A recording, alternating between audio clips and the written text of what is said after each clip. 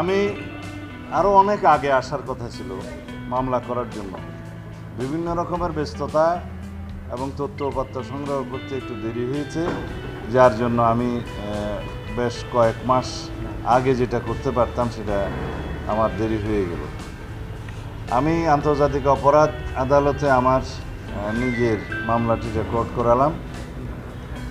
আমার এখানে প্রাথমিকভাবে 7 জনকে আসামি করেছি।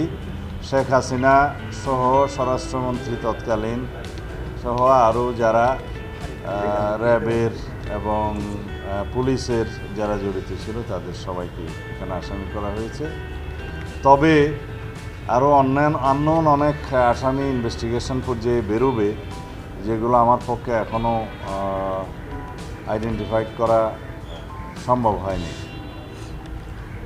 শুধু আমি আমার মামলার কথা বলবো না, বাংলাদেশের গত ফ্যাসিস্ট রেজিমে, শেখ হাসিনার অবৈধ ফ্যাসিস্ট রেজিমে যারা এনফোর্স ডিসঅ্যাপিয়ারেন্সের শিকার হয়েছেন আমার মতো, যারা জুডিশিয়াল কিলিংয়ের শিকার হয়েছে, যারা পুলিশি নির্যাতনে মৃত্যুবরণ করেছে, যারা বিভিন্নভাবে আওয়ামী দলীয় সন্ত্রাসীদের দ্বারা নির্যাতিত হয়ে মৃত্যুবরণ করেছে অথবা পঙ্গুত্ব বরণ করেছে, বিভিন্নভাবে মানবতা বিরোধী অপরাধ সংঘটিত হয়েছে, এই সমস্ত কিছুই আন্তর্জাতিক অপরাধ ট্রাইব্যুনালে যাতে মামলা হয়, যারা ভুক্তভোগী তারা যাতে মামলা করেন সেই জন্য আহ্বান জানাচ্ছি। আর আন্তর্জাতিক অপরাধ ট্রাইব্যুনালের কার্যক্রম যাতে সুচারুরূপে সম্পন্ন হয় সেজন্য সরকারকে আহ্বান করব যাতে লজিস্টিক সাপোর্ট, ইনভেস্টিগেশন টিম বাড়ানো, প্রসিকিউশন টিম বাড়ানো সহ যত রকমের সহায়তা প্রয়োজন সরকার যেন করে।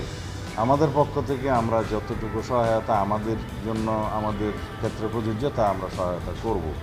তবে বিচার বিভাগ স্বাধীন এবং স্বাধীন বিচার বিভাগের মধ্য দিয়ে আমরা আশা করি এই বিচারিক প্রক্রিয়া চালু থাকবে এবং আন্তর্জাতিক মহল আর দেশের অভ্যন্তরে সবাই যেন এটা দেখতে পায় যে একটা সুবিচার নিশ্চিত হচ্ছে, এখানে কোনো পক্ষপাত করা হচ্ছে না। এটা আমাদের খেয়াল রাখতে হবে।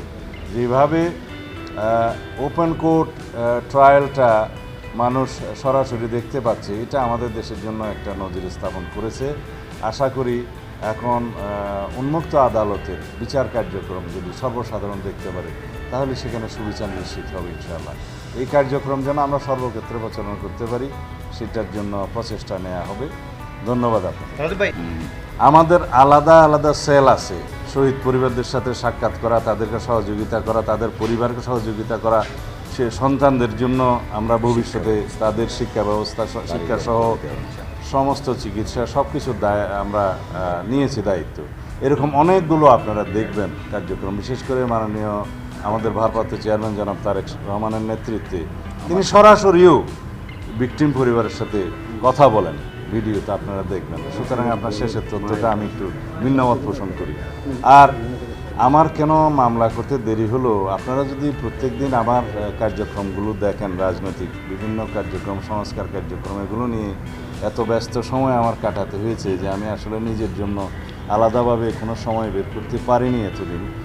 আর তথ্য উপাত্ত সংগ্রহ করা এবং আইনজীবীদের সাথে আলাপ করে একটা খুব ভালো মতো ড্রাফট রেডি করে জমা দেয়া, যাতে করে এই মামলাটা আমরা প্রমাণ করতে পারি, সেটার জন্য একটু সময় লাগে। তারপরেও আমি কিছুদিন বিলম্ব হয়েছে, সেজন্য এটার জন্য দুঃখ প্রকাশ করছি। আমি জানি যে এই বিলম্বের জন্য আমাকে জিজ্ঞেস করা হবে। আমি কি দেখতে চাই সেটা ন্যায় বিচার না, আইন যেভাবে মনে করবে, বিচারে যেভাবে সাব্যস্ত হবে সেটাই আমরা মেনে নেব। আমি তো চাইব সর্বোচ্চ সাজা হোক, কিন্তু আইন আদালত সেটা সিদ্ধান্ত নেবে যে কোন সাজা তাদেরকে প্রমাণ করা হবে, দেয়া হবে এবং কিভাবে আমরা প্রমাণ করতে পারলাম সেটার উপর নির্ভর করবে। সুতরাং বিচারের বিষয়ে কিন্তু স্পেসিফিক এভাবে বলা যায় না যে আমি অমুকের ফাঁসি চাই, অমুকের এই চাই। আমাকে প্রমাণ করার দায়িত্ব আমার, এবং কোর্ট বুঝবে, আদালত সিদ্ধান্ত নেবে কোন সাজা দিবে।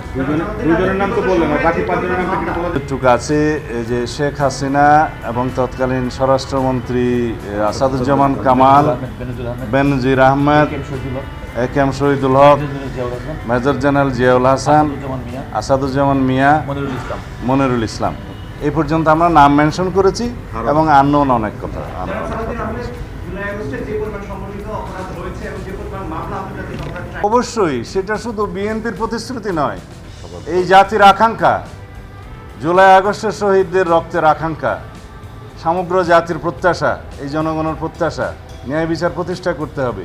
শুধুমাত্র জুলাই আগস্টে জাতিসংঘের রিপোর্ট অনুসারে 1400 শহীদ হয়েছে, 2000-এর বেশি আহত হয়েছে, পঙ্গু হয়েছে, অন্ধত্ব বরণ করেছে।